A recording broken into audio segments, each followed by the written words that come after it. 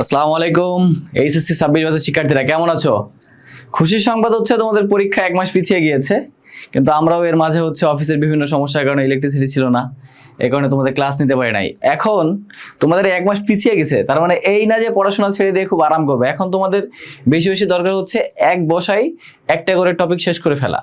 এই উদ্যোগেই তোমাদের ফরহাদ ভাইয়া আজকে থেকে তোমাদের অনশর্ট ক্লাস নিয়ে এসছে। যেমন আজকে অপরিচিতার উপরে 50টা বা 60টা যতগুলো ইম্পর্টেন্ট এমসিকিউ আছে, যেগুলো বিভিন্ন মডেল টেস্টে এসেছে, বিভিন্ন কলেজে এসেছে, বিভিন্ন স্কুলে এসেছে এবং বিভিন্ন বোর্ড পরীক্ষায় এসেছে, ওই 50টা এমসিকিউ নিয়ে তোমাদের সাথে আলোচনা করব। তোমাদের থেকে আমি আধা ঘন্টা চেয়ে নিচ্ছি, আধা ঘন্টার ভিতরে যদি এই 50টা এমসিকিউ সলভ করো, এর বাইরে বোর্ড পরীক্ষায় কোনো কোশ্চেন আসবে না, ঠিক আছে? চলো দেরি না করে শুরু করি। প্রথম এমসিকিউ দেখো, অনুপমের বাবার প্রথম অবকাশ কি ছিল? অনুপমের বাবার প্রথম কি ছিল? অবকাশ। প্রথম অবকাশ কি ছিল? তীর্থযাত্রা, চাকরি। কি ছিল বলো তো দেখি? তীর্থযাত্রা, চাকরি থেকে অবসর, মৃত্যু, সাহিত্য পাঠ। তীর্থযাত্রা হবে না। চাকরি থেকে অবসরের কথা তার কিন্তু বিলাসী কি অপরিচিত গল্পে কখনোই বলা হয় না, এটাও হবে না। সাহিত্য পাঠের কথাও বলা হয় নাই, তাহলে উত্তর কোনটা হবে? উত্তর হবে হচ্ছে মৃত্যু। উত্তর কোনটা হবে? মৃত্যু। তারপর দেখো, আমি যা বলিব তাই হইবে। আমি যা বলিব তাই হইবে, অপরিচিত গল্পে এই উক্তিটি কার? আমি যা বলিব তাই হইবে, অপরিচিত গল্পে এই উক্তিটি কার? এখন তোমরা দেখো, আমি তোমাদের যেদিন অপরিচিত ক্লাস নিলাম ফেসবুক লাইভে, আমি কিন্তু তোমাদেরকে বারবার করে বলেছিলাম যে উক্তিগুলা এবং প্রত্যেকটা চরিত্রের বৈশিষ্ট্যগুলো আমাদের খুব ভালো করে পড়তে হবে। দেখো তো, আমি যা বলবো তাই হইবে, এই যে এই কথাটা কে বলেছিল? এইটা যদি তুমি বইয়ে ভালো করে না পড়ো ভাইয়া, তাহলে শত শত বোর্ড কোশ্চেন সলভ করলেও কিন্তু হবে না। তাহলে উত্তর কি হবে? অনুপমের তো এরকম মেরুদণ্ড ছিল না। অনুপম বলে নাই। শম্ভুনাথ বাবু বলেছে? বলে নাই। কল্যাণী বলেছে? বলে নাই। কে বলেছে? বলেছে হচ্ছে মামা বলেছে। আমি যা বলিব তাই হইবে, অর্থাৎ কি অনুপমের যত ডিসিশন, অনুপমের ফ্যামিলির যত ডিসিশন কে নিত? অনুপমের মামা নিত। বুঝতে পেরেছো সবাই? সবাই কি বুঝতে পেরেছো? তারপরে দেখো 3 নম্বর, উদ্দীপকটি আগে পড়বো। উদ্দীপকের একটা প্রশ্ন আছে, উদ্দীপকটা পড়ে আমরা তারপরে প্রশ্নের উত্তরে যাব। দেখো, মাতৃ স্নেহের তুলনা নাই, কিন্তু অতি স্নেহ অনেক সময় অমঙ্গল অনয়ন করে। কি? মাতৃ স্নেহের তুলনায় কিন্তু অতি স্নেহ অনেক সময় অমঙ্গল অনয়ন করে, মানে নিয়ে আসে আর কি। যে স্নেহের উত্তাপে সন্তানের পরিপুষ্ট তাহারই অধিক্ষে সে অসহায় হইয়া পড়ে। অর্থাৎ কি, মাতৃ স্নেহেই তো আমরা পুরো পরিপুষ্ট হই, তাই না? কিন্তু এই স্নেহ যখন অদিষ্ট হয়ে যায়, তখন তারা কি হয়ে পড়ে? অসহায় হয়ে পড়ে। আমরা অনেকে ফাইজলামি করে বলি না যে মাম্মাস বয়, ওই টাইপের হয়ে পড়ে আর কি। তাহলে দেখো উত্তরটা, প্রশ্নটা কি? উদ্দীপকের বক্তব্য অপরিচিত গল্পের কোন চরিত্রের কথা মনে করিয়ে দেয়? দেখো তো, বলছে তারই আধিক্য, অর্থাৎ মাতৃ স্নেহের আধিক্য, অসহায় হইয়া পড়ে, মানে কোনো ডিসিশন মেক করতে পারে না, মাম্মাস বয় আর কি। এখন তোমরাই বলো, অপরিচিত গল্পে মাম্মাস বয় কে ছিল? অপরিচিত গল্পে মাম্মাস বয় কে ছিল? বলো তো দেখি ভাইয়ারা। অপরিচিত গল্পে মাম্মাস বয় ছিল কি? অনুপম ছিল হচ্ছে মাম্মাস বয়। সবাই বুঝতে পেরেছো? বুঝতে পেরেছো নাকি আমাকে কমেন্ট করে জানাও, সবাই বুঝতে পারছো নাকি? তারপর দেখো, উদ্দীপকটি পড়ে প্রশ্নের উত্তর দাও। এখানে উদ্দীপক, এই যে তুলনায় কিন্তু এই যে এই পর্যন্ত এটা সেম উদ্দীপক, ঠিক আছে? এটা কিন্তু সেম উদ্দীপক। প্রশ্ন দেখো, অপরিচিত গল্পের কোন বাক্যটি উদ্দীপকের ভাবের প্রতিনিধিত্ব করে? অর্থাৎ কি উদ্দীপকের ভাবটা কি? অতি স্নেহ বা মায়ের অতি ভালোবাসা অনেক সময় কি সন্তানকে মেরুদণ্ডহীন করে তোলে, অথবা সন্তান ডিসিশন নিতে পারে না, এরকম একটা সিচুয়েশনে তাদেরকে নিয়ে যায়। তাহলে এর উত্তরটা কি হবে? দেখো, আমাকে শিমুল ফুল ও মাকাল ফলের সহিত তুলনা করিয়া বিদ্রূপ করিবার সুযোগ পাইয়াছিলেন।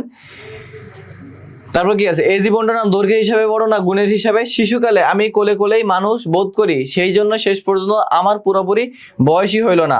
ভালো মানুষ হওয়ার কোনো ঝঞ্ঝাট নেই, তাই আমি নিতান্ত ভালো মানুষ। উত্তর কি হবে ভাইয়া? উত্তর হবে সি নাম্বার।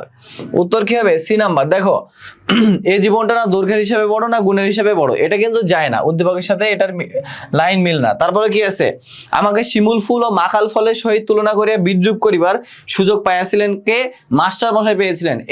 এই লাইনটা কি জন্য এসেছিল বলো তো? অনুপম যে দেখতে সুন্দর, সেই প্রশংসাই বা সেই তার যে সৌন্দর্যের একটা অপমান করেই হচ্ছে মাস্টার সেই কথা বলতো, তাহলে এটাও হবে না। তারপরে ডি নম্বরে কি ছিল? ভালো মানুষ হওয়ার কোনো ঝঞ্ঝাট নেই, তাই আমি নিতান্ত ভালো মানুষ, এটাও হবে না। উত্তর তাহলে কি হবে? সি। উত্তর কি হবে? সি। ভাই দেখো, আমরা অনেক পড়াশোনা করি, অনেক ভালো চাকরি করি, কিন্তু হচ্ছে মানুষের মতো মানুষ হতে পারি না, সত্যকে সত্য বলতে পারি না, মিথ্যাকে মিথ্যা বলতে পারি না, এটা কখনোই করা যাবে না। অপরিচিতা গল্পে রবীন্দ্রনাথ ঠাকুর মেইনলি যৌতুক প্রথার বিরুদ্ধে একটা সোচ্চার ভূমিকা পালন করেছেন। একই সাথে তিনি কিন্তু পুরুষের মেরুদণ্ড সোজা করে দাঁড়ানোর বিষয়টাও এখানে তুলে ধরেছেন। হ্যাঁ, আমরা বেশিরভাগ বইয়ে এই আলোচনাটা পাই না, কিন্তু এটাও কিন্তু সত্য যে আমাদেরকে জীবনে ভালো কিছু করতে হলে অথবা সমাজের জন্য ভালো কিছু করতে হলে আমাদেরকে অবশ্যই মানে শক্ত মেরুদণ্ডের একজন মানুষ হতে হবে। অর্থাৎ সত্যকে আমরা সত্য বলবো, মিথ্যাকে মিথ্যা বলবো, এরকম একটা মেরুদণ্ড আমাদের থাকা দরকার। এই জন্য আমাদের কি শুধুমাত্র বোর্ড পরীক্ষায় ভালো করার জন্যই পড়াশোনা করলে হবে না, এই পড়াশোনা থেকে আমার নিজের আত্মিক ডেভেলপমেন্ট, আত্মিক উন্নয়নও করতে হবে। সবাই বুঝতে পেরেছো? তারপর দেখো, অপরিচিত গল্পের কথকের নাম কি? অপরিচিত গল্পের কথকের নাম কি? কথক হচ্ছে, কথক কি বলো তো ভাইয়া? কথক হচ্ছে যার ভাষায় গল্পটা বলা হয়। কি? যার ভাষায়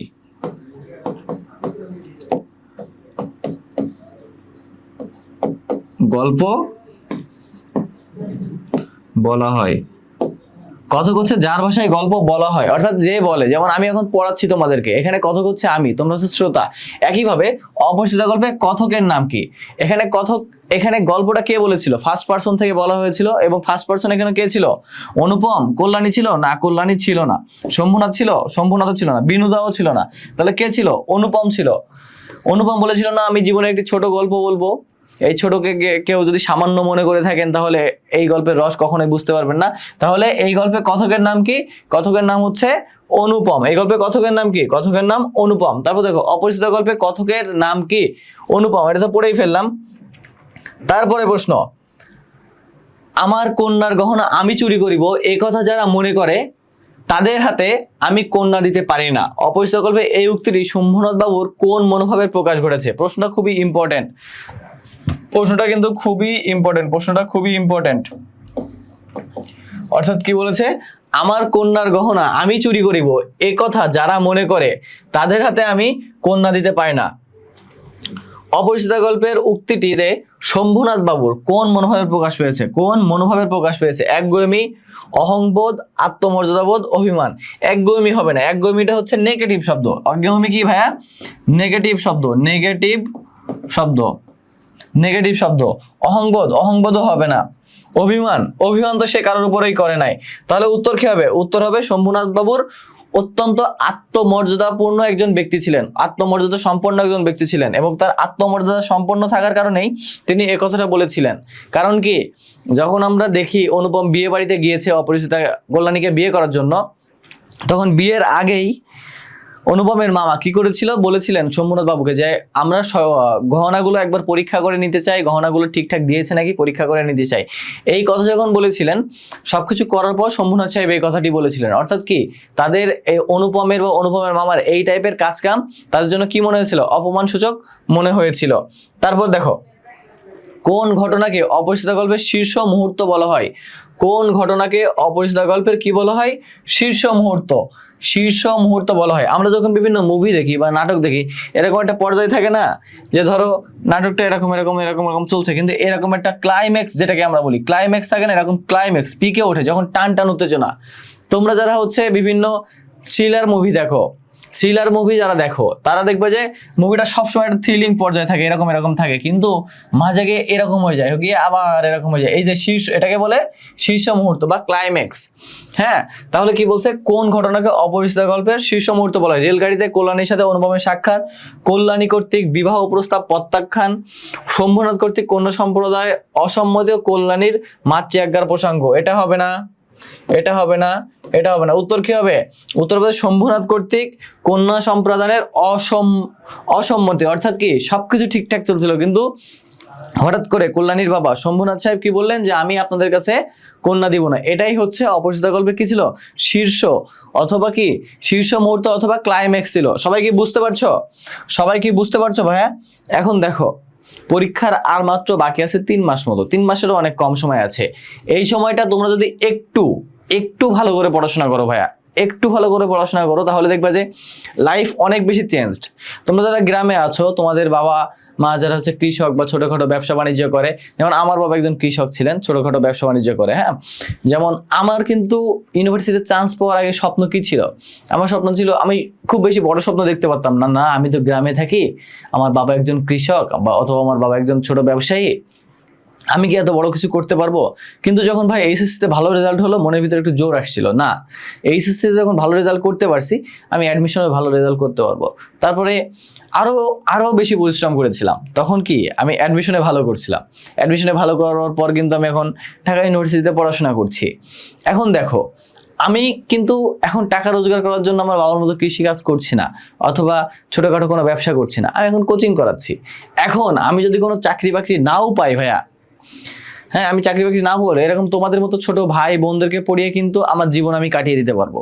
হ্যাঁ, আমার কিন্তু ওই যে মাঠে গিয়ে আর কাজ করা লাগবে না, অথবা গ্রামে গ্রামে পাগলের মতো ঘুরে বেড়ানো লাগবে না। এটা কেন হয়েছে? ওই পর্যায় থেকে আমার এই পর্যায়ে আসার জন্য কি করতে হয়েছে? আমার প্রচন্ড অধ্যবসায় দরকার হয়েছে, আল্লাহর উপর ভরসা রাখতে হয়েছে, বাবা মায়ের কথা শুনতে হয়েছে, এবং লেগে থাকতে হয়েছে যে আমি পড়াশোনাটা করছি, পড়াশোনাটাই করব। আমি তোমার বললাম সব থেকে খারাপ বিষয়টা যে আমি যদি চাকরি বাকরি নাও পাই, তারপরেও কিন্তু আমি ইউনিভার্সিটিতে যেহেতু পড়েছি, আমি তোমাদেরকে পড়িয়েও টাকা রোজগার করতে পারবো। আর সব থেকে ভালো হলে তো তুমি দেখো, বাংলাদেশের সব থেকে টপ এমপি থেকে শুরু করে সেক্রেটারি, পুলিশ, ডক্টর, এবং এরা যারা আছে, ডক্টররা মেডিকেল কলেজে পড়েছে, আবার ইঞ্জিনিয়াররা বুয়েটে পড়েছে, আমরা ঢাকা ইউনিভার্সিটিতে পড়েছি। সবাই কিন্তু এই যে তোমাদের মতো চড়াই উচ্চাই প্রথমে এইচএসসি পার করেছে, তারপরে অ্যাডমিশন পার করেছে, তারপরে এখানে পড়াশোনা করছে। এই জন্য ভাইয়া, তুমি যদি জীবনে ভালো কিছু করতে চাও, তোমার অবশ্যই পড়াশোনা করতে হবে। সামনে 3টা মাস আছে, তোমরা ভাইয়ের কথা শোনো, একটু মনোযোগ দিয়ে পড়াশোনা করো, ফোন টোন একটু দূরে রাখো, বাড়িতে থাকার বেশি চেষ্টা করো, ভালো করে মনোযোগ দিয়ে পড়াশোনা করো। ভাইয়া যে ম্যাটেরিয়ালসগুলো দিচ্ছে, ও হ্যাঁ, তোমাদের হচ্ছে এই যেগুলো পড়াচ্ছি, এইগুলোর কিন্তু ম্যাটেরিয়ালস সবগুলো হচ্ছে আমরা গ্রুপে দিয়ে থাকি। আমাদের হোয়াটসঅ্যাপ গ্রুপ আছে, এখানে আমরা এই ম্যাটেরিয়ালসের পিডিএফ গুলো দিয়ে থাকি। তোমরা যারা হচ্ছে ম্যাটেরিয়ালস গুলো চাও, তারা হচ্ছে ডেসক্রিপশন বক্স আছে আমাদের, এখানে দেখো আমাদের গ্রুপ লিংক দেয়া আছে, এখান থেকে তোমরা যুক্ত হতে পারো, অথবা সরাসরি আমার সাথে যোগাযোগ করো, তোমরা গ্রুপে যুক্ত হতে পারো, ঠিক আছে? এখন দেখো, আচলায়তন রবীন্দ্রনাথের কোন ধরনের গ্রন্থ? এটা হচ্ছে প্রপার জ্ঞানমূলক প্রশ্ন, উত্তর হবে হচ্ছে নাটক। আচলায়তন এটা হচ্ছে রবীন্দ্রনাথের এক ধরনের নাটকের গ্রন্থ। তারপরে কি আছে? অপরিচিতা গল্পে কোন বয়সটা না দৈর্ঘ্যে না গুণে বড়? অর্থাৎ কি, অপরিচিতা গল্পে কোন বয়সটা না দৈর্ঘ্যে বড় না গুণে বড়? আচ্ছা, এই কথাটা কে বলেছিল? কথাটা বলেছিল হচ্ছে অনুপম। কে বলেছিল ভাইয়া? অনুপম এই কথাটা বলেছিল। কে বলেছিল? অনুপম বলেছিল। এখন অনুপম কি বলেছিল? আমার বয়স এত মাত্র, এবং এই বয়সটা বা এই জীবনটা না দৈর্ঘ্যের হিসাবে বড় না গুণের হিসাবে বড়। তাহলে এখানে কি লাগবে? অনুপমের বয়স কত? অনুপমের বয়স কত ভাইয়া? অনুপমের বয়স কত বলো? অনুপমের বয়সে হচ্ছে এটার উত্তর হবে 27 বছর। অনুপমের বয়স ছিল তখন 27 বছর। অর্থাৎ এই যে বয়সটা না দৈর্ঘ্যের হিসাবে বড় না গুণের হিসাবে বড়, এই কথাটা বলেছিল কি? অনুপম। তাহলে অর্থাৎ অনুপমের বয়সই হচ্ছে বয়স, সেই বয়সটা দৈর্ঘ্য অথবা গুণের হিসেবে কোনোটাই বড় নয়। তার উত্তর কি হবে? 27 বছর। তারপর 10 নম্বর, অপরিচিত গল্পে মকর মুখ বলতে যার মুখাবয়ব বোঝানো হয়েছে। মকর মুখ বলতে কিসের মুখের মতো বোঝানো হয়েছে? ঘোড়ার, কুমিরের হতে পারে, ঘোড়ার হবে না, সিংহের না, হবে না, হাতির হবে না। তাহলে উত্তর কি হবে? কুমিরের মতো। মকর মুখ বালা, ওটা হচ্ছে কার? কুমিরের মুখকে বোঝানো হয়েছে, মুখের অবয়বকে বোঝানো হয়েছে, মুখের অবয়বকে বোঝানো হয়েছে কুমিরের, ঠিক আছে? মকর অর্থ কি? তাহলে মকর অর্থ হচ্ছে কুমির। তারপর প্রমাণ হইয়া গেছে আমি কেউই নই। অপরিচিত গল্পের এই উক্তিতে আমি কেউই নই বলতে অনুপমের কি বোঝানো হয়েছে? কি বোঝানো হয়েছে বলো তো দেখি। দেখো, প্রমাণ হয়ে গেছে আমি কেউই নই, এই কথাটা কখন বলেছিল? যখন বিয়ে ভেঙে যাচ্ছে, ওই যে বিভিন্ন সোনা গহনার হিসাব করা হচ্ছে, তখন শম্ভুনাথ সাহেব বারবার অনুপমকে বিভিন্ন প্রশ্ন করছিলেন, তখন তিনি কোনো উত্তর দিচ্ছিলেন না। অনুপম কি করছিল না? কোনো উত্তর দিচ্ছিল না, তার মামার দিকে তাকাচ্ছিল। এই অবস্থাতে শম্ভুনাথের সামনে কি প্রমাণ হয়ে গেছে যে অনুপম ছেলেটা আসলে কিছুই না, এর ডিসিশন নেওয়ার কোনো ক্ষমতা নাই, এটাই বোঝানো হয়েছে। তাহলে কি হীনমন্যতা হবে? হীনমন্যতা হবে না। উদাসীনতা হবে না। অদূরদর্শী, যার কোনো ডিসিশন মেক করার ক্ষমতা নাই, যার কোনো বলার ক্ষমতা নেই যে তুমি এটা করো বা এটা করো না, তাকে আমরা কি বলবো? তাকে বলবো হচ্ছে ক্ষমতাহীন। তাকে কি বলবো? ক্ষমতাহীন বলবো। তারপর দেখো, পুরুষতন্ত্রের অমানবিকতার স্ফুরণ ঘটেছে কোন গল্পে? পুরুষতন্ত্রের অমানবিকতা অর্থাৎ কি? যৌতুক। পুরুষতন্ত্রের অমানবিকতার একটা ভালো নিদর্শন কি? ভালো নিদর্শন হচ্ছে যৌতুক। পুরুষতন্ত্র কিন্তু এই যে আগে থেকে, বিশেষ করে হিন্দু সম্প্রদায়ে যৌতুক প্রথাটা অনেক বেশি ছিল। মুসলিম সম্প্রদায়ও আছে কিন্তু হিন্দু সম্প্রদায়ে বেশি ছিল। এই যে অমানবিকতার স্ফোরণ ঘটেছে কোন গল্পে? মাসি পিসি? না। বিলাসী? না, বিলাসী তো প্রেমের গল্প ছিল। বিলাসী কিন্তু প্রেমের গল্প ছিল। বিলাসী এবং মৃত্যুঞ্জয়ের মাধ্যমে একটা প্রেম ছিল। অপরিচিতা? হ্যাঁ, অপরিচিতা হবে, রেইনকোট হবে না। তাহলে উত্তর কি হবে? অপরিচিতা গল্পের মাধ্যমে। তারপর বিয়ের আলোচনার সময় অনুপমের বয়স কত ছিল? বিয়ের আলোচনার সময় অনুপমের বয়স কত ছিল? 27 বছর। বিয়ের আলোচনার সময় অনুপমের বয়স কত ছিল ভাইয়া? 27 বছর ছিল। বিয়ের আলোচনার সময় অনুপমের বয়স কত ছিল? 27 বছর। তারপরে অপরিচিতা গল্পে কল্যাণীকে আশীর্বাদ করতে যায় কে? অপরিচিতা গল্পে কল্যাণীকে আশীর্বাদ করতে কে গিয়েছিল? মা যায়নি, হরিশও যায়নি। মামা তো হাবড়ার পুলি কখনো পার হয় না। গিয়েছিল কে? বিনুদা গিয়েছিল। কে গিয়েছিল? বিনুদা গিয়েছিল। বিনুদা গিয়েছিল। তারপরে তবু ইহার বিশেষ মূল্য আছে। এখানে মূল্য বলতে বোঝানো হয়েছে কি? ইহার বিশেষ মূল্য আছে। কিসের মূল্য আছে? ইহার বিশেষ মূল্য আছে। কল্যাণীর কর্মের, অনুপমের জীবনের, কল্যাণীর জীবনের অথবা অনুপমের কর্মে। একটা আছে না যে এই জীবনটা না গুণের হিসেবে বড় না দৈর্ঘ্যের হিসেবে বড়, তারপরে একটা কথা ছিল তবুও ইহার বিশেষ মূল্য আছে।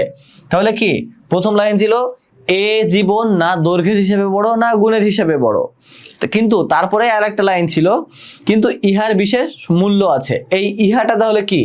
এই ইহা হচ্ছে অনুপমের জীবন, অনুপমের জীবন। কারণ এই জীবনে তার জীবনে প্রেম এসেছিল। তার জীবনে কি এসেছিল ভাইয়ারা? প্রেম এসেছিল। তারপর দেখো কলিজে 4 পোয়া হইয়া আসিল। বাক্যটিতে 4 পোয়া অর্থটি কি অর্থে ব্যবহৃত হয়েছে? কলিজে কয় পোয়া? 4 পোয়া হইয়া আসিয়া শব্দটি কি অর্থে ব্যবহৃত হয়েছে?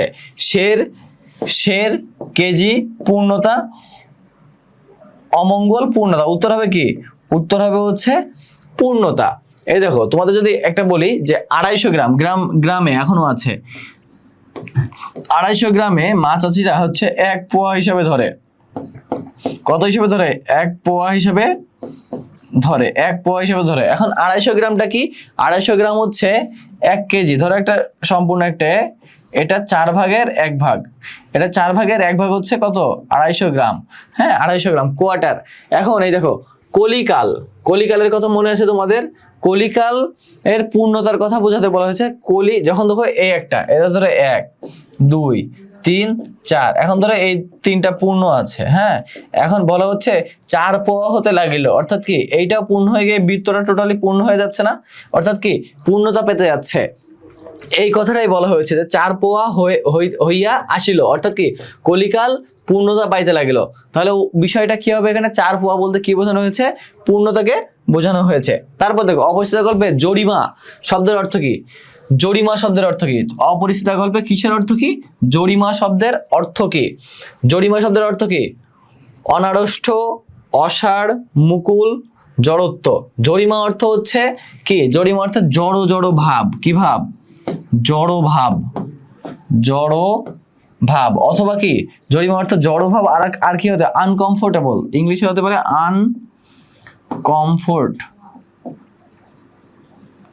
আনকমফোর্টেবল হতে পারে, আনকমফোর্টেবল হতে পারে। হ্যাঁ, জরিমা। তাহলে জরিমা অর্থে কি অর্থে ব্যবহৃত হয়েছিল? অপরিচিত গল্পে ব্যবহৃত হয়েছিল জড়ত্ব অর্থে ব্যবহৃত হয়েছিল। তারপরে দেখো তো অনুপমের মামার সঙ্গে নিয়ে যাওয়া শেখরাকে দিয়ে কল্যাণীর গহনা পরীক্ষা করার কারণ কি? গহনার পরিমাণ সম্পর্কে নিশ্চিত হওয়া। হ্যাঁ, এটা হবে। কারণ কি অনুপমের মামা সবসময় কি ছিল? সন্দেহপ্রবণ ছিল এবং তিনি কখনো কি চাইতেন না? ঠকে যেতে চাইতেন না। কি চাইতেন না? ঠকতে চাইতেন না। এই জন্য তিনি চেয়েছিলেন গহনার পরিমাপ তিনি নিশ্চিত হবেন। তারপরে কি বলে? শম্ভুনাথ সেনের প্রতি অবিশ্বাস। হ্যাঁ, যদি তিনি হচ্ছে কন্যার পিতাকে বিশ্বাস করতেন তাহলে অবশ্যই কি সেখানে নিতেন না। কন্যার পিতার মুখের ভাষাকেই তিনি কি করতেন? বিশ্বাস করতেন। তাহলে কি শম্ভুনাথ সেনকে অবিশ্বাস করেন। তারপর কি গহনা আসল কিনা যাচাই করা। হ্যাঁ, অবশ্যই। ধরো গহনা পরিমাণ ঠিক দিয়েছে কিন্তু গহনাগুলো নকল, এটা যাচাই করার জন্য কিন্তু তারা নিয়ে গিয়েছিল কাদেরকে? শেখরাকে নিয়ে গেছিল। উত্তর কি হবে ভাই? উত্তর হবে সবগুলো। উত্তর কত কি হবে? সবগুলো হবে। তারপরে বসুন দেখো শেষের কবিতা রবীন্দ্রনাথ ঠাকুরের কোন জাতীয় গ্রন্থ? শেষের কবিতা কোন ধরনের গ্রন্থ? শেষের কবিতা হচ্ছে উপন্যাস। শেষের কবিতা কি ভাইয়া? উপন্যাস। রবীন্দ্রনাথ ঠাকুরের অনেকগুলো গ্রন্থ হচ্ছে এরকম ইম্পর্টেন্ট আছে। তোমার কিছু কিছু কবির গ্রন্থগুলো মুখস্থ রাখতে হবে। যেমন রবীন্দ্রনাথ এবং কাজী নজরুল, এই দুটো খুবই ইম্পর্টেন্ট। রবীন্দ্র এবং নজরুল এই দুইজনের বিভিন্ন কাব্যগ্রন্থ, বিভিন্ন উপন্যাস গ্রন্থ, নাটক, এগুলো কিন্তু বারবার প্রশ্নে চলে আসে। এই জন্য এইগুলো তোমরা মুখস্থ রাখবা এবং অবশ্যই চেষ্টা করবা মুখস্থ রাখার সময় কোনো ট্রিক্স মনে রাখবা না, ছন্দ মনে রাখবা।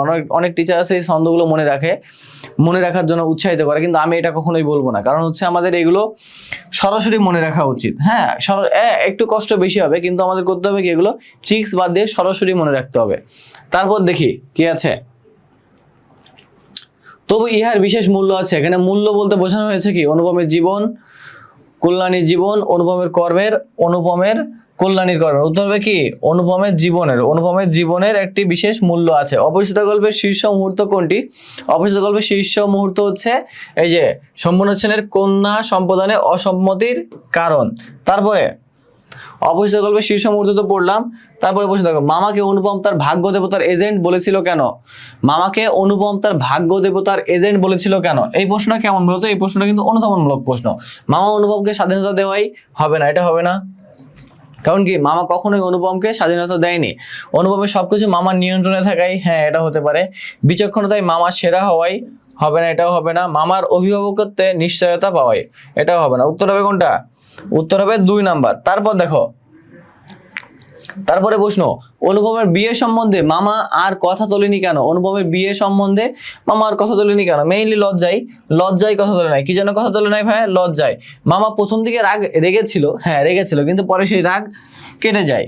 অপমানে, হ্যাঁ অপমানিত হয়েছিল, কিন্তু এই অপমানের কারণে কিন্তু পরে বিয়ে তুলবে এমন না। অপমানের এই রেশ থেকে যায় লজ্জা। অপমানের পরে যে বিষয়টা থেকে যায় সেটা হচ্ছে লজ্জা, মানুষের মনে গেঁথে থাকে। অপমান হচ্ছে এক সময়কার জন্য, একটা হিট অফ দ্য মোমেন্টের একটা ফ্যাক্ট, কিন্তু এই লজ্জাটা দীর্ঘদিন চলে, লম্বা সময় ধরে চলে এই লজ্জা। তাহলে উত্তরটা কি হবে? লজ্জায় অনুপমের মামা পরে আর কথা তোলেনি। বুঝতে পেরেছ? তারপরে প্রশ্ন দেখো, অপরিচিত গল্পে কল্যাণী কিসের প্রতীক? অপরিচিত গল্পে কল্যাণী কে? অপরিচিত গল্পে কল্যাণী কিসের প্রতীক ভাইয়া? আত্মত্যাগী, সর্বংশ নারীর, পুরুষতান্ত্রিকতায় সমর্পিত নারীর, মর্যাদাপূর্ণ কর্মনিবেদিতার, আত্মবিবর্জিত সহিষ্ণু নারীর স্বরূপ। এইটা হবে না, এইটাও হবে না। উত্তর কোনটা হবে দুইটার ভিতরে? উত্তর হবে হচ্ছে মর্যাদাপূর্ণ কর্ম নিবেদিতার। অর্থাৎ কি, তিনি শেষে কি করেছিলেন? দেশ মাতৃকা সেবায় নিয়োজিত হয়েছিলেন, যারা হচ্ছে অন্যান্য নারীদেরকে পড়ানোর কাজে তিনি নিয়োজিত হয়েছিলেন। তাহলে উত্তর কি হবে? মর্যাদাপূর্ণ কর্ম নিবেদিতার প্রতীক হিসেবে কল্যাণী কাজ করেছিলেন। অর্থাৎ আত্মত্যাগী, সর্বংশ, থেকে সবকিছু সহ্য করেছে। সর্বংশ হচ্ছে যে অনায়াসে সবকিছু সহ্য করে, কিন্তু কল্যাণী কি সবকিছু সহ্য করেছিল? না। থেকে সে কি নিজেকে পুরুষতন্ত্রের বেড়াজালে সমর্পিত করেছিল? করে নাই। তারপর দেখো, আত্মবিসর্জিত, সে কি আত্মাকে নিজেকে বিসর্জন দিয়েছিল? দেয় নাই। তাহলে উত্তর কি হবে? উত্তর হবে 3 নাম্বার। উত্তর কোনটা হবে ভাই? উত্তর হবে 3 নাম্বার। তারপর দেখো, অপরিচিত গল্পে বিয়ের অনুষ্ঠানে কন্যার গয়না মাপার ঘটনায় কিসের প্রকাশ পেয়েছে? অহমিকা, হীনমন্যতা, চরিত্রতা, দায়িত্ববোধ। কোনটা প্রকাশ পেয়েছে বলতো? হীনমন্যতা প্রকাশ পেয়েছে। কেন প্রকাশ পেয়েছে? দেখো, অহমিকা অর্থ অহংকার কিন্তু প্রকাশ পায়নি। আবার দেখো চতুরতা, হ্যাঁ মামার চতুরতা এখানে হয়েছিল, মামার চতুরতা কিন্তু দেখিয়েছিল, কিন্তু এই চতুরতা থেকে এখানে বেশি ফুটে উঠেছে কি, মামার যে ছোট মন অথবা অন্যকে অবিশ্বাস করা। এই যে হীনমন্যতার কারণেই কিন্তু এই যে কি করা হয়েছিল, স্বর্ণকার নিয়ে গিয়ে কল্যাণীর গহনা মাপা হয়েছিল। এবং কি দায়িত্ববোধটা কখনোই হবে না। দায়িত্ববোধ সবসময় পজিটিভ দৃষ্টিকোণ থেকে আমরা দায়িত্ববোধটা ব্যবহার করি, পজিটিভ দৃষ্টিকোণ থেকে আমরা দায়িত্ববোধ শব্দটি ব্যবহার করি, কিন্তু এখানে তো নেগেটিভ হিসেবে ব্যবহৃত হয়েছিল। তারপরে প্রশ্ন দেখো, নিচের কোনটি রবীন্দ্রনাথ ঠাকুর কর্তৃক রচিত কাব্যনাট্য? নিচের কোনটি রবীন্দ্রনাথ ঠাকুর কর্তৃক রচিত কাব্যনাট্য? কোনটা হবে? এটা ঠাডা মুখস্থ একটা প্রশ্ন। উত্তর হবে যে বিসর্জন। তাহলে কোন ধরনের কাব্য? এরকম দিয়ে দিবে যে বিসর্জন কোন ধরনের গ্রন্থ। তাহলে উত্তর কি হবে ভাইয়া?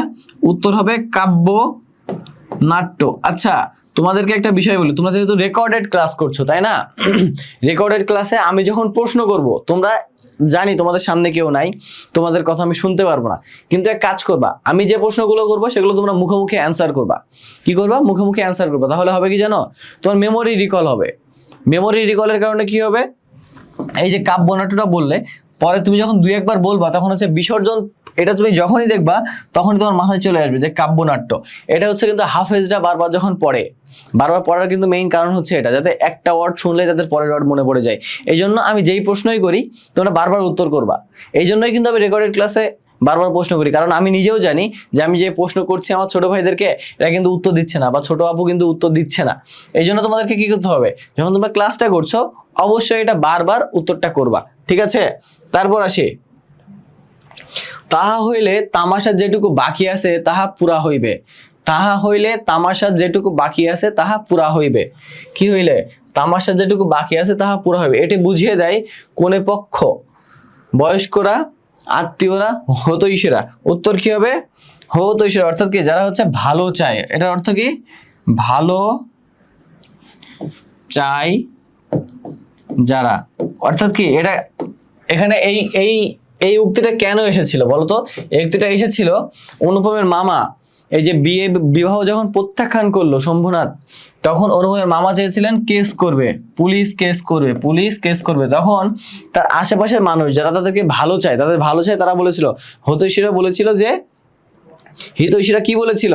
বলেছিল তাহা হইলে মান সম্মান যেটুকু বাকি আছে তাহাও যাইবে।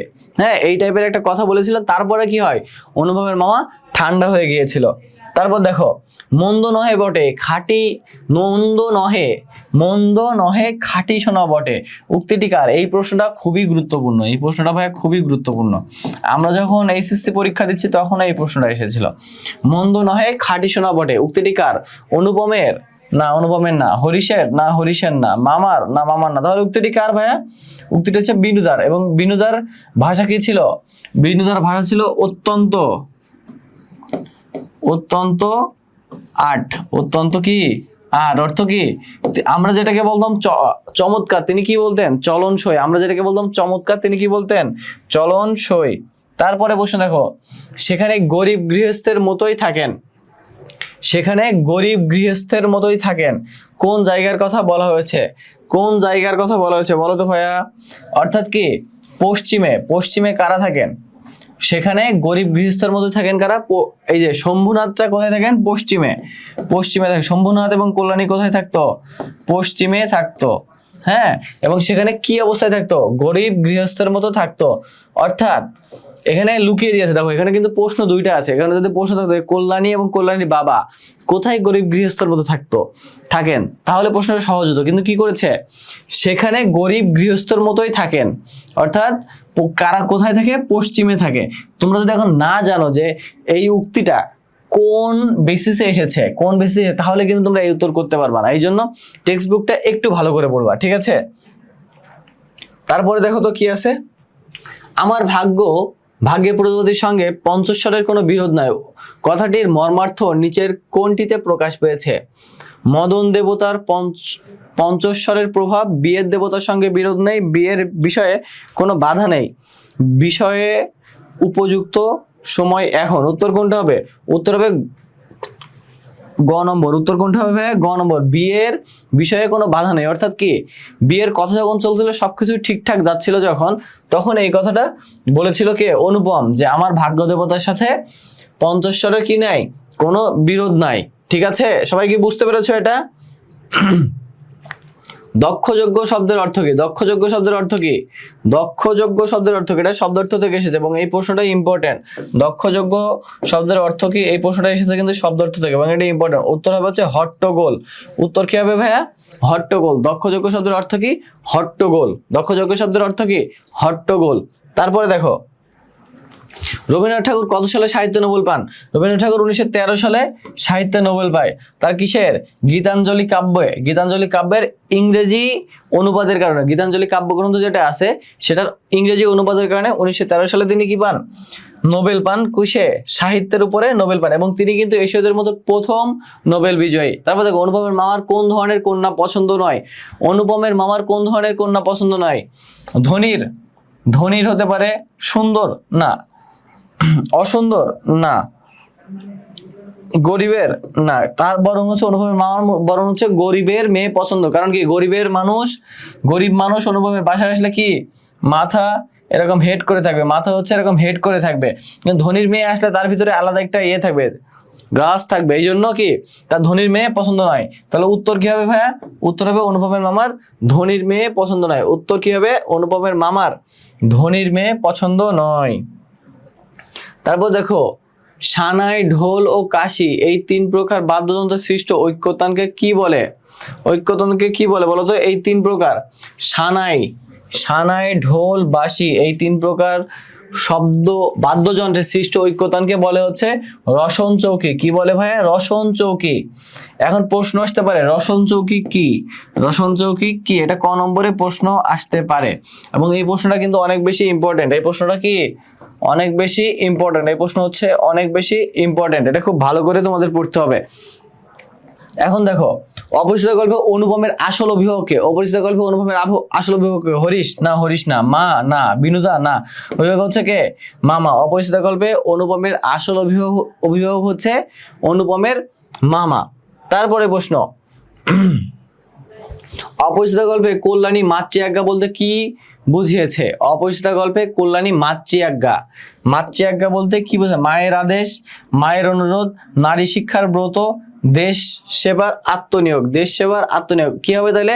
এখানে দেশকে অপরিচিত হচ্ছে মাতৃর সাথে তুলনা করেছে, তাহলে মায়ের আদেশ হবে না, মায়ের অনুরোধ হবে না, নারী শিক্ষার ব্রততে নিয়েছে, কিন্তু মাতৃআজ্ঞা বলতে তিনি মেইনলি বুঝেছেন নারী শিক্ষার মাধ্যমে দেশ সেবার আত্মনিয়োগকে তিনি বুঝিয়েছেন। ঠিক আছে, সবাইকে বুঝতে পেরেছো আমার কথা?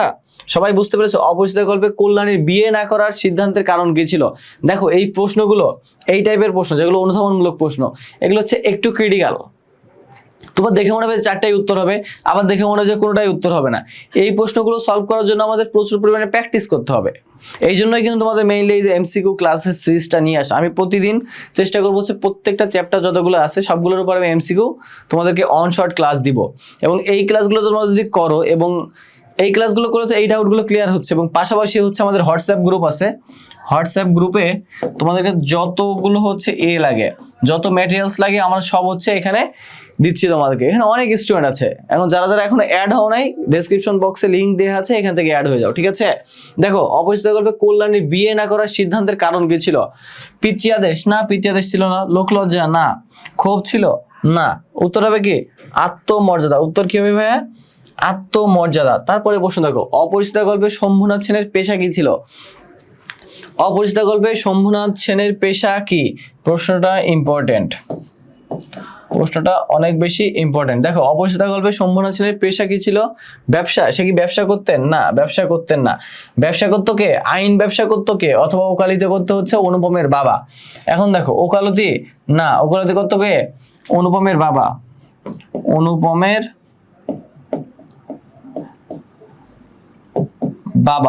বাবা কি ওকালতি করতেন? তারপর কি শিক্ষকতাও হবে না। তাহলে উত্তর কি হবে? চিকিৎসা। অর্থাৎ কি শম্ভুনাথ সেন কি ছিলেন? একজন ডাক্তার ছিলেন। কি ছিলেন? শম্ভুনাথ সেন ছিলেন একজন ডাক্তার। তারপরে প্রশ্ন, ঠাট্টা সম্পর্কটিকে স্থায়ী করিবার ইচ্ছা আমার নেই উক্তিটি কার? অর্থাৎ ঠাট্টা সম্পর্কটিকে স্থায়ী করিবার ইচ্ছা আমার নেই উক্তিটি কার? এখানে আমার কে? এখানে আমার কে? এখানে আমার কে? এখানে আমার হচ্ছে অনুপম না, কল্যাণী না, কল্যাণীর মামা না। উত্তর হচ্ছে শম্ভুনাথ বাবুর ইচ্ছা নেই ঠাট্টা সম্পর্ককে কি করার? ঠাট্টা সম্পর্কে স্থায়ী করার ইচ্ছা কার নেই? অনুপমের মামার সাথে বা অনুপমের সাথে অথবা কল্যাণীর সাথে এই সম্পর্কটা স্থায়ী করতে কে চায় না? চায় না হচ্ছে শম্ভুনাথ বাবু, অর্থাৎ কল্যাণীর বাবা এই সম্পর্কটা কি স্থায়ী করতে চান না। ঠাট্টা সম্পর্কে স্থায়ী করতে চান না কে? শম্ভুনাথ বাবু। এখন দেখো, অনুপম তার মামাকে ফলগুর বালি বলার কারণ কি? অনুপম তার মামাকে ফলগুর বালি বলার কারণ কি? নদীর মতোই গতিশীল, দয়ামায়াশীল, পরিবারের সর্বময় কর্তা, লোভী প্রকৃতির মানুষ। উত্তর কি হবে? দেখো তো, দেখো এখানে বিষয়টা দেখো। প্রথমে নদীর মতোই গতিশীল, এটা হবে না। এখন এই যে বাকি তিনটা আছে, এই তিনটাই কিন্তু হচ্ছে অনুপমের মামার সাথে যায়, কিন্তু প্রশ্ন দেখো ফলগুর বালির সাথে তুলনা করেছে। এবং ফলগুর বালির একটা বৈশিষ্ট্য হচ্ছে, ধরো এটা হচ্ছে নদী, এই নদীর উপরে হচ্ছে সব বালি, এগুলো হচ্ছে বালি, হ্যাঁ, এগুলো হচ্ছে কি বালি, আর এই নিচে হচ্ছে পানি, এই নিচে হচ্ছে পানি, উপরে বালি নিচে পানি। আমরা সচরাচর কি দেখি, নিচে বালি উপরে পানি দেখি না, কিন্তু এই নদীটা হচ্ছে একটু ভিন্ন, উপরে বালি থাকে নিচেতে পানি প্রবাহিত হয়।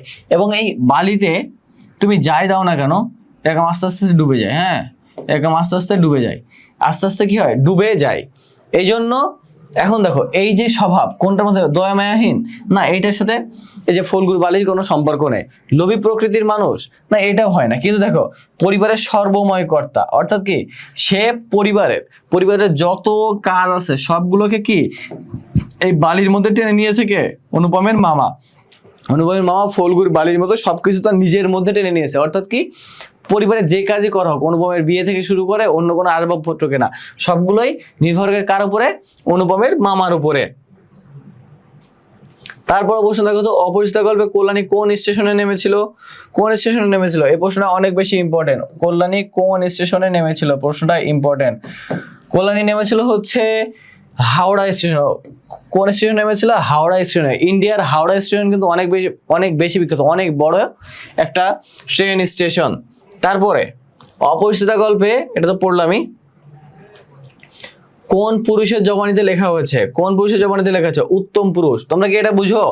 উত্তম পুরুষ মধ্যম পুরুষ কি বুঝো? উত্তম পুরুষ মধ্যম পুরুষ বুঝো? এটা হচ্ছে ফার্স্ট পারসন, মধ্যম পুরুষ হচ্ছে সেকেন্ড পারসন।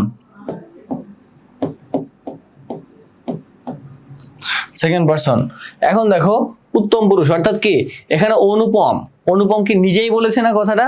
তার নিজের যত ঘটনা, ধরো আমি বলছি আমি ফরহাদ, আমি বিয়ে করতে চেয়েছিলাম কিন্তু আমার মামা যৌতুক নিতে চেয়েছিল, সেই জন্য আমার বিয়ে হয় নাই। হ্যাঁ, অনুপমও কিন্তু একইভাবে বলেছিল। অনুপম তার গল্পে কি করেছে, অনুপম নিজে নিজে বলছে, যারা পাঠক আছে তারা শুনছে। এখানে অনুপম হচ্ছে ফার্স্ট পারসন অথবা উত্তম পুরুষ, এবং আমরা যারা রিডার আমরা হচ্ছে সেকেন্ড পারসন।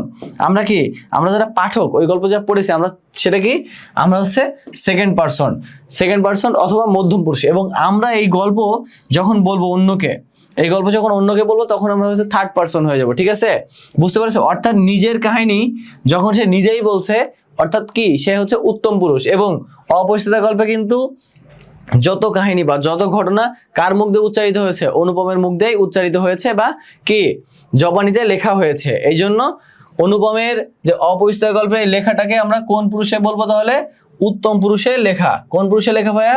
উত্তম পুরুষে লেখা। তারপরে দেখো রবীন্দ্রনাথ ঠাকুরের প্রথম কাব্যগ্রন্থর নাম কি? রবীন্দ্রনাথ ঠাকুরের প্রথম কাব্যগ্রন্থের নাম হচ্ছে বনফুল। রবীন্দ্রনাথ ঠাকুরের প্রথম কাব্যগ্রন্থের নাম কি? বনফুল হচ্ছে রবীন্দ্রনাথ ঠাকুরের প্রথম কাব্যগ্রন্থের নাম। ঠিক আছে, তারপরে অপরিচিত উল্লেখিত ফল্গু নদীর বৈশিষ্ট্য কি? এই দেখো ফল্গু নদীর উল্লেখিত বৈশিষ্ট্য কি? খরস্রোতা হবে না, জোয়ার ভাটাহীন হবে না, দিব্যেশিত হবে না, কি হবে? অন্তঃসলিলা। উত্তর কি হবে? অন্তঃসলিলা। এই যে একটু আগেই বললাম উপরে থাকছে বালু, উপরে বালু এবং নিচে হচ্ছে সে পানি। অন্তঃসলিলা মানে কি? এই যে অন্ত হচ্ছে ভিতরে, এই যে ভিতর দিয়ে পানি প্রবাহিত হচ্ছে, উপর দিয়ে হচ্ছে না, এই জন্য এটাকে কি বলা হচ্ছে? অন্তঃসলিলা নদী বলা হচ্ছে। সবাই বুঝতে পেরেছো তাহলে ফল্গু নদীর বৈশিষ্ট্যটা কি? অর্থাৎ উপরে থাকবে বালি, নিচে পানি যাচ্ছে। অর্থাৎ তুমি দেখে মনে হবে যে এটা কোনো নদী না। হ্যাঁ, দেখে তোমার মনে হবে যে এটা কোনো নদী না, এটা হচ্ছে বালি স্তর, কিন্তু নিচে হচ্ছে পানি প্রবাহিত হয়। যেরকম ধরো বিভিন্ন শীত প্রধান দেশে যখন বরফ জমে যায় উপরে কি থাকে? সব বরফ থাকে না? উপরে কি থাকে? বরফ থাকে, নিচে কি পানি থাকে না? এটা হচ্ছে সেম, কিন্তু এখানে হচ্ছে উপরে বালু থাকে, নিচে পানি প্রবাহিত হয়। তারপরে দেখো অপরিচিত গল্পে আসর জমাতে অদ্বিতীয় কে? অনুপম না, অনুপম তো নিজেই কোনো কথা বলে না। কল্যাণী না, বিনুদা না, বিনুদা হচ্ছে তার কথা তো অত্যন্ত আটছাড়। উত্তর হবে কি? হরিশ হচ্ছে আসর জমাতে অদ্বিতীয়। হরিশ কি? আসর জমাতে অদ্বিতীয়। ঠিক আছে, তারপরে এই জীবনটা না দৈর্ঘ্যের হিসেবে বড় না গুণের হিসেবে বড়, এই কথাটি দ্বারা কি বোঝানো হয়েছে? জীবনটা তুচ্ছ, জীবনটা অসাধারণ, স্বল্প অভিজ্ঞতা, স্বল্প চাহিদা। উত্তর কি হবে? জীবনটা হচ্ছে তুচ্ছ। জীবনটা কি? তুচ্ছ। এখন দেখো অনেক মানুষ আছে যাদের চাহিদা অনেক কম কিন্তু পৃথিবীতে অনেক বেশি ভূমিকা রেখেছেন। আবার দেখো স্বল্প অভিজ্ঞতা অনেকে আছে, যেমন কবি জসীমউদ্দিন, তিনি অনেক কম বয়সে মারা গিয়েছেন, কিন্তু তার কি জীবনটা অনেক বড়, অনেক কারুকার্যময়, অনেক তার স্মৃতি আছে, জীবনটা অসাধারণ। এটা তো কখনোই হবে না যে অনুপমের জীবন অসাধারণ। জীবনটা হচ্ছে তুচ্ছ, অনুপমের জীবনে কিন্তু কিছুই নাই।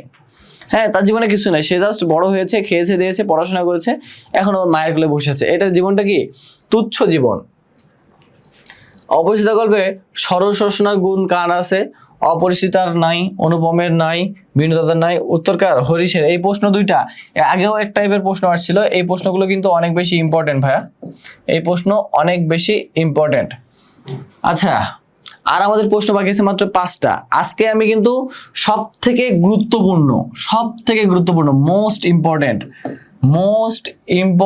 তোমাদের হচ্ছে প্রশ্নগুলো নিয়ে আসছি। মোস্ট ইম্পর্টেন্ট, এই ক্লাস কোনোভাবে স্কিপ করা যাবে না। এবং তোমাদের যদি খুব ভালো ফ্রেন্ড থাকে যে না আমি ভালো করছি, ভাইয়া আমার ফ্রেন্ডও ভালো করবে, তাকে তুমি লিঙ্কগুলো শেয়ার করতে পারো। আর না করলেও কোনো কিছু যায় আসে না, তুমি নিজে নিজে ক্লাস করতে পারো। বিষয় হচ্ছে ভাই, আগামী 3 মাস হচ্ছে তোমরা ভাইয়ার কথা শুনো, আমি যা বলছি এটা শুনো। কারণ তোমার বাবা মা কি চায়, তারা যে এত কষ্ট করছেন, তোমাদের প্রত্যেক মাসে তোমাদের পিছনে 5-10 হাজার টাকা করে খরচ হয়, আর অনেকের বেশিও হয়। এই যে কষ্ট করছে, তারা অনেক কষ্ট করে গায়ের মাথার ঘাম পায়ে ফেলে, অনেক পৃথিবীর সাথে অনেক যুদ্ধ করে, অনেক টাকা ইনকাম করে তোমাদের পিছনে ব্যয় করছে। কেন করছে জানো? যাতে তোমরা একটু ভালো রেজাল্ট করো। এখন তো বলতে পারো ভাইয়া ভালো রেজাল্ট করলে কি ভালো চাকরি হবে? না, ভালো রেজাল্ট করলে ভালো চাকরি হবে না। কিন্তু ভালো চাকরি পেতে হলে তোমার ভালো রেজাল্ট করতে হবে। তুমি দেখবা যে যত তোমার এলাকায় যত আত্মীয় স্বজন আছে, তোমার বন্ধু বান্ধবের বাবা মা যারা আছে, তারা কোনো না কোনো সময় ভালো স্টুডেন্ট ছিল, তারপরে তারা হচ্ছে ভালো কোনো জায়গায় গিয়েছে। এবং সবথেকে বড় বিষয় হচ্ছে, দেখো তুমি হয়তো একসময় কোটি কোটি টাকা ইনকাম করবে। হ্যাঁ, তুমি যখন তোমার বয়স 40-50 বছর হবে, তুমি হয়তো কোটি কোটি টাকা ইনকাম করবে, অথবা অনেক ভালো চাকরি করবে, অনেকগুলো গাড়ি থাকবে, বাড়ি থাকবে। কিন্তু তোমার এই হ্যাপিনেসগুলো দেখার জন্য কিন্তু তোমার বাবা মা থাকবেন না। এটা হচ্ছে রিয়েলিটি। কারণ আমাদের যখন 40-50 বছর বয়সে আমার বাবা মা প্রকৃতি নিয়মে মারা যাবেন, আল্লাহ না করুক, এখন তারা কিন্তু তোমার এই বিষয়গুলো দেখে তারা হ্যাপি হতে পারবে না, কারণ তারা পৃথিবীতে থাকবে না। কিন্তু তোমার কাছে একটা মোক্ষম সুযোগ আছে, এইচএসসিতে তুমি একটি ভালো রেজাল্ট করো, এইচএসসিতে তুমি একটা ফ্যান্টাস্টিক রেজাল্ট করো, গোল্ডেন রেজাল্ট করো। দেখবা যে তোমার বাবা মায়ের মুখের যে হাসি, তাদের ভিতরে যে আনন্দ উৎফুল্লতা, এটা তোমার এই যে 2-3 মাসের এই সামান্য কষ্টকে নিমেষের ভিতর ভুলিয়ে দিবে। কিন্তু এই রেজাল্ট যদি তুমি একবার খারাপ করে ফেলো, তারা তোমাকে বলবে না যে বাবা তুই অনেক খারাপ করছিস, তোর পিছনে টাকা ঢালছে। কিন্তু তাদের ভিতরে যে কষ্ট, এই কষ্ট তুমি পৃথিবীর সবকিছু এনেও তুমি তাদেরকে মেটাতে পারবে না। এই জন্য 3টা মাস প্রথম 3টা মাস একটু কষ্ট করো, পরীক্ষাটা ভালো করে দাও, তারপর অ্যাডমিশনের সময় তো তোমার ভাইয়ারা আছেই, একটু ভালো করে পড়ো। তোমার বাবা মা দেখবে যে হচ্ছে এত বেশি খুশি হবে, পৃথিবীর কোনো কিছু দিয়ে তুমি তাদেরকে খুশি করতে পারবে না। কারণ অ্যাজ এ স্টুডেন্ট তোমার বাবা মা কিন্তু তোমাদের কাছ থেকে এটাই চাই, ঠিক আছে? তারপর দেখো, সে নিজের চারিদিকে সকলের চেয়ে অধিক রজনীগন্ধা শুভ্র মঞ্জরির মতো সরল বিন্তটির উপরে দাঁড়ায় যে গাছে ফুটিয়াছে, সেই গাছকে সে একবারে অতিক্রম করিয়া উঠিয়াছে। এখানে কে বলো তো দেখি? বিলাসী না, আহ্লাদি না, জমিলা না, উত্তর কি হবে? উত্তর হবে কল্যাণী। এই লাইনটুকু হচ্ছে কল্যাণীর রূপের বৈশিষ্ট্য অথবা তাদের প্রেজেন্স, এটা বোঝানোর জন্য অনুপম বলেছিল। তাহলে কার বৈশিষ্ট্য? এই যে কল্যাণীর বৈশিষ্ট্য হচ্ছে এই লাইনের মাধ্যমে কি প্রকাশিত হয়েছে। তারপরে প্রশ্ন কি আছে ভাইয়া? অপরিচিতা গল্পে শীর্ষ মুহূর্ত অথবা গ্রন্থি বন্ধন কোনটি? অর্থাৎ কি অসম্মতির ক্ষণ। এই যে এটা একবার আমরা পড়েছি, এবং এই প্রশ্ন কিন্তু অনেক বেশি ইম্পর্টেন্ট। এই যে অনেক হচ্ছে শীর্ষ মুহূর্ত এই শব্দটাই বোঝে না, এটা কি একটু আগে বুঝিয়েছি, ক্লাইম্যাক্স। এটা হচ্ছে কি ক্লাইম্যাক্স, হ্যাঁ, এই শীর্ষ মুহূর্ত অনেকে বুঝে না, এটা কি হবে? ক্লাইম্যাক্স হবে। তারপর দেখো, যে গাছে সে ফুটিয়াছে, সে গাছকে সে একেবারে অতিক্রম করিয়া উঠিয়াছে। এই বর্ণনায় কল্যাণী কোন বিশেষ দিকের কথা বলা হয়েছে? সাজসজ্জা, সৌন্দর্য, মার্জিত সুরুচি, উদাসীনতা। কি বোঝানো হয়েছে বলতো? সৌন্দর্যকে বোঝানো হয়েছে। অর্থাৎ কি অপরিচিতা গল্পে অপরিচিতাকে অতিরিক্ত সুন্দরী একজন হিসেবে পরিচয় করা হয়েছে, এবং এই কথার মাধ্যমে অনুপম কি বুঝিয়েছে? তার সৌন্দর্যকে বুঝিয়ে। অর্থাৎ কি যে গাছে ফুলটি ফুটেছে, অর্থাৎ কি গাছ আমরা কি দেখি? একটা গাছে যখন ফুল ফোটে আমরা বলি যে না, গাছে ফুলটা ধরে গাছটা অনেক সুন্দর লাগছে বা ফুলটা অনেক সুন্দর। কিন্তু কিছু কিছু ফুল আছে, যেমন ধরো রজনীগন্ধা ফুল গাছ, তোমরা কেউ দেখেছো নাকি জানি না। গাছটা একটু হয়, ধরো এটা মাটি, এই যে একটু গাছ হয়, ফুলের ডগাটা হয় এত বড়, এই যে এভাবে ফুল ধরে, হ্যাঁ, এভাবে ফুল ধরে। এই যে গাছ কতটুকু, গাছ হচ্ছে এতটুকু, কিন্তু ফুলের বৈশিষ্ট্য হচ্ছে অনেক সুন্দর, অর্থাৎ কি গাছের সৌন্দর্যকে অতিক্রম করে ফুলের সৌন্দর্য প্রকাশিত হয়েছে। একইভাবে এই লাইনের মাধ্যমে কল্যাণীর সৌন্দর্য প্রকাশিত হয়েছে। আর প্রশ্ন আছে মাত্র 3টা, আর প্রশ্ন আছে মাত্র কয়টা? 3টা।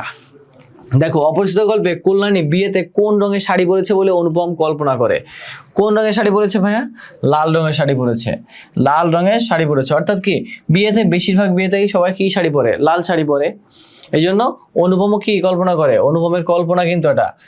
আসলে কল্যাণী কি শাড়ি পরেছিল এটা কেউই জানে না, কারণ সেটা আলোচনা হয় নাই, কিন্তু অনুপম কল্পনা করে তার ভালোবাসার নারী বিয়েতে কি শাড়ি পরেছিল? লাল শাড়ি পরেছিল। ঠিক আছে, তারপরে দেখি অপরিচিত গল্পের রেল কর্মচারী কতটি টিকিট বেঞ্চে ঝুলিয়ে দিল? কতটি টিকিট ঝুলিয়ে দিল? 2টি টিকিট ঝুলিয়ে দিয়েছিল। কয়টি টিকিট? যখন হচ্ছে অপরিচিতা এবং কল্যাণী এবং কল্যাণীর সাথে কয়েকজন বাচ্চা কাচ্চা এবং অনুপম এবং অনুপমের মা সবাই ট্রেনে যাচ্ছিল, তখন কি হলো? রেল কর্মচারী আসলো হুট করে একটা স্টেশনে থামার পরে, সেখানে সে 2টা বেঞ্চে টিকিট ঝুলিয়ে দিল।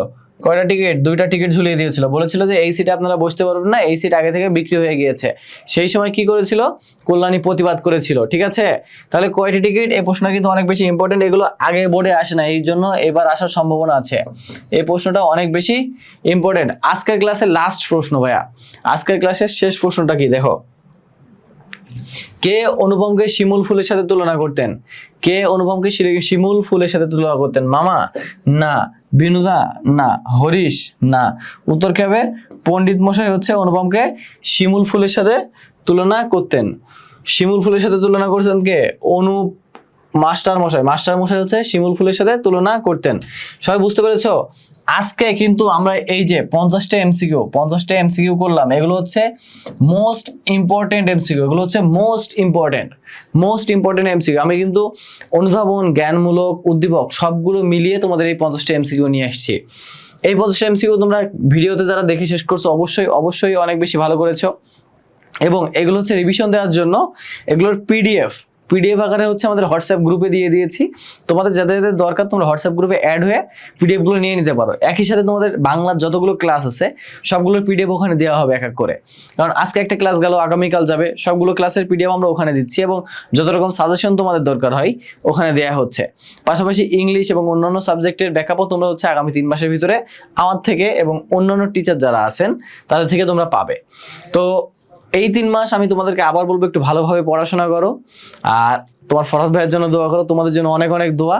তোমরা যখন ভাই গোল্ডেন পাবে বা A+ পাবে বা ভালো কোনো ইউনিভার্সিটিতে চান্স পাবে, তখন আমাকে জাস্ট একবার কল দিয়ে বলো যে ভাই আমি ভালো রেজাল্ট করছি, তোমার ভাই অনেক খুশি হবে। ততক্ষণ নিজের খেয়াল রাখো, সুস্থ থাকো, অনেক ভালো করে পড়াশোনা করো, বাবা মাকে সময় দাও, আর বাইরে একটু যাওয়া কমিয়ে দাও। স্কুল কলেজে ছাড়া খেলাধুলা, রিলস দেখা এগুলো একটু কমিয়ে নিয়মিত নামাজ কালাম পড়ো, ঠিকঠাক খাওয়া দাওয়া করো, আর প্রচুর পড়াশোনা করো। দেখা হচ্ছে সামনে একটি ক্লাসে। ততক্ষণে ভালো থাকো, সুস্থ থাকো। আসসালামু আলাইকুম।